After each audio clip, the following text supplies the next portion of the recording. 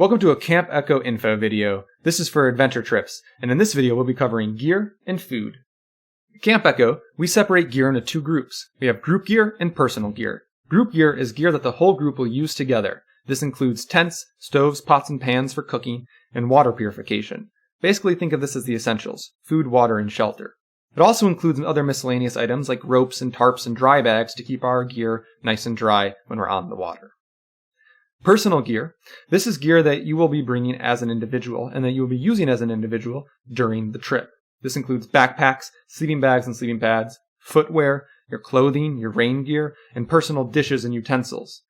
Please consult the packing list for the complete list. You can find this in your Camp and Touch account. That packing list goes into all of this stuff in much greater detail.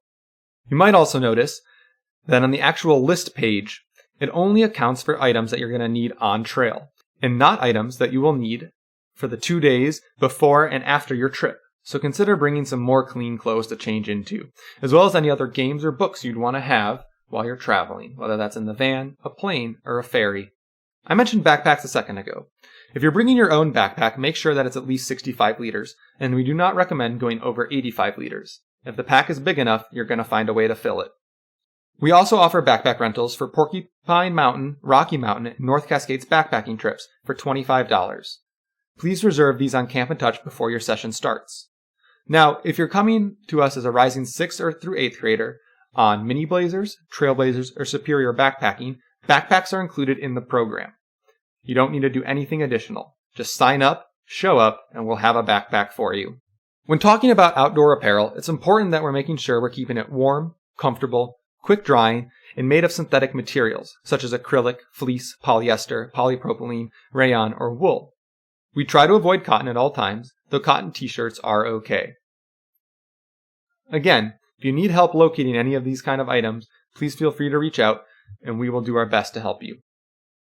Hiking boots. These are very important for any of our backpacking trips, as well as Minnesota canoe. Purpose of hiking boots is to protect our feet and ankles while we're on difficult and loose terrain and while carrying a heavy load. We want to make sure that hiking boots are waterproof, closed-toed, and have good ankle support. You also want to make sure that they fit with nice wool socks.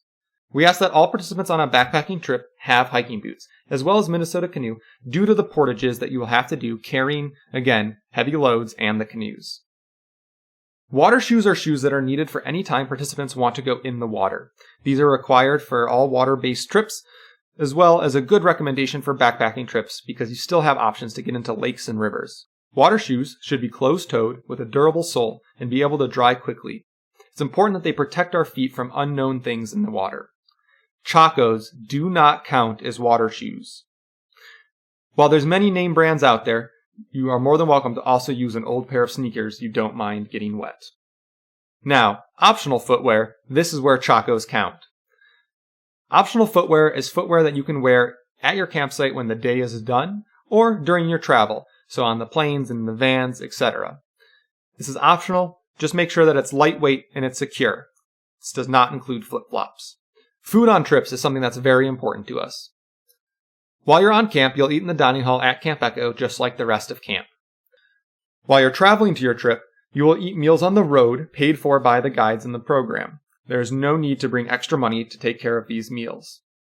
We make sure to stop at restaurants that have healthy choices and work for every participant in the group. All of the food that we take with us on our trip is packed out from our trip center. We start every session by making a menu with the group, getting everyone's input.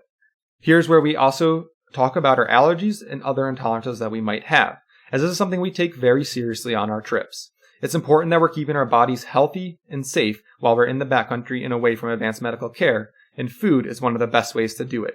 We will go ahead and make dietary accommodations individually or as a group depending on how severe the allergy or restriction is.